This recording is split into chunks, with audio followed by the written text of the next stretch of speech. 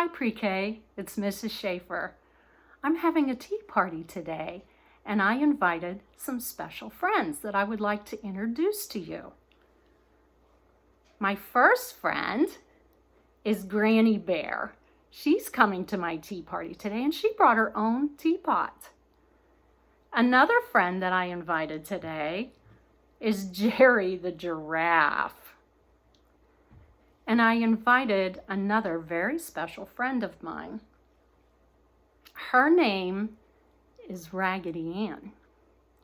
Raggedy Ann is a girl from a long, long time ago. And so I am going to read a story to you today about Raggedy Ann. It's called How Raggedy Ann Got Her Candy Heart. It was written by Johnny Gruel, and it's illustrated by Jan Palmer.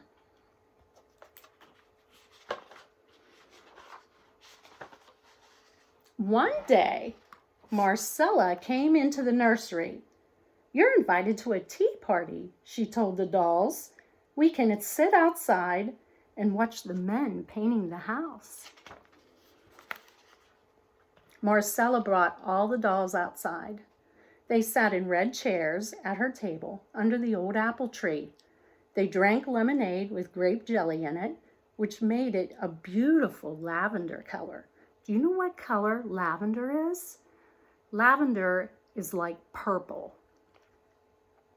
They ate cream puffs and tiny little cookies with powdered sugar. The sun was shining and a soft breeze was blowing while Marcella and the dolls were having their tea party. Men were painting the house. One of the painters saw Raggedy Ann. "Look at that rag doll," he said. "She's a daisy." Raggedy Ann didn't notice the painters because she was watching some boys who were flying a kite. One boy lifted the kite above his head while another held a ball of string. Suddenly, a breeze took the kite from the first boy. The kite climbed high in the air. Then it fell down. "It needs a longer tail," one boy shouted. "Let's tie Raggedy Ann to the tail," Marcella suggested. "I know she would enjoy a trip way up in the sky." The boys were delighted with this new idea. So Raggedy Ann was tied to the tail of the kite. Raggedy Ann was happy too. She thought she might like to be up high.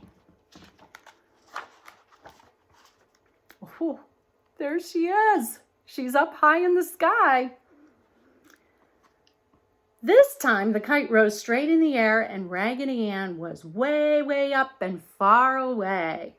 How Raggedy Ann enjoyed being up there. She could see for miles. The house and children were tiny, and her shoe-button eyes couldn't even spot the other dolls. Then there was a great puff of wind, and Raggedy Ann heard a ripping sound. It was the rag that tied her to the kite. Down below, Marcella was getting restless. "Will you please pull the kite down now?" she asked the boys. "I want Raggedy Ann." The boys didn't want Raggedy Ann to come down, but the wind puffed again and the rag tore.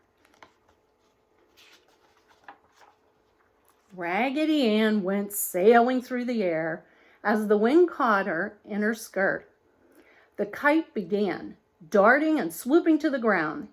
It landed in the apple tree, and as the boys, Marcella, and all the other dolls watched Raggedy Ann, she flew out of the sky and fell into a can of paint. Marcella ran to her doll. Oily white house paint covered Raggedy Ann's yarn hair and her shoe-button eyes. It covered her pretty blue dress and her striped stockings. It soaked into her cotton stuffing. Poor Raggedy Ann. The nice painter who liked Raggedy Ann fished her out of the paint can. "My goodness," he said. He looked at Marcella. "If you let me, I'll take her home with me. I'll clean her up tonight and bring her back." Marcella nodded. She was too upset to speak. The painter wrapped Raggedy Ann in newspaper. Then he brought her home and washed her in a tub. He put her feet in the clothes wringer, and his wife turned the crank. It was hard work, but Raggedy Ann came through the clothes wringer. She was flat as a pancake, and so was her smile. The painter hung Raggedy Ann on the clothesline, and he and his wife sat down to supper. Oh, can you see Raggedy Ann hanging from the clothesline? Raggedy Ann swung upside down on the clothesline. Even after the sun went down, it was still warm outside. She wasn't lonely because the moon and the stars kept her company. Just before dawn, a robin and his wife flew by. They asked Raggedy Ann if they could have some of her yarn hair to line a nest for their little babies. Raggedy Ann smiled at them. They took the yarn from her head and some of her cotton stuffing. When the sun was all the way up and Raggedy Ann was quite dry and toasty warm, the painter unclipped her from the clothesline and brought her back inside. He sewed new yarn on her hair.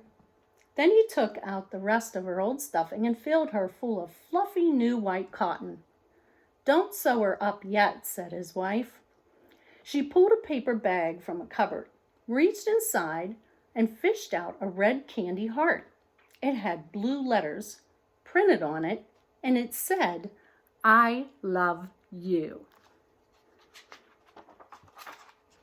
The painter took the heart from his wife. He poked it inside Raggedy Ann, just where her heart would be, and sewed her up like new. Then he said goodbye to his wife and went back to finish painting Marcella's family's house. Marcella and the dolls had passed a sad night. They missed their friend, and they wondered if they would ever see her again. When the painter arrived, they were waiting under the apple tree. "Here she is," said the painter, "fresh as a daisy." Marcella hugged Raggedy Ann. She smelled so good. That night, all the dolls arranged themselves around Raggedy Ann in the nursery. I'll just show you what you can see there all around Raggedy Ann. I'm sure they want to hear about her adventure. And she told them about being washed and put through the clothes wringer. She told them about Mama and Papa Robin, and about being dried and stuffed and made just like new. Last of all, she told them about the candy heart that read, "I love you." Today, I would like to show you how to make a heart. Some of us in pre-K practiced this. All you need is a piece of paper, and you're going to fold that paper in half like this. And then you can use a crayon or a marker, and you're going to draw a shape on the paper that looks like that. And then you're going to take your scissors, and you're going to start down here at the corner where the fold is, and you're going to cut around.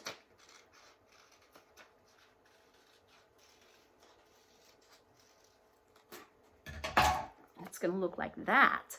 But then when you open it up, look at this. You have a beautiful shaped heart. And what you can do is you can write, and I know a lot of pre-K can write this, "I love you."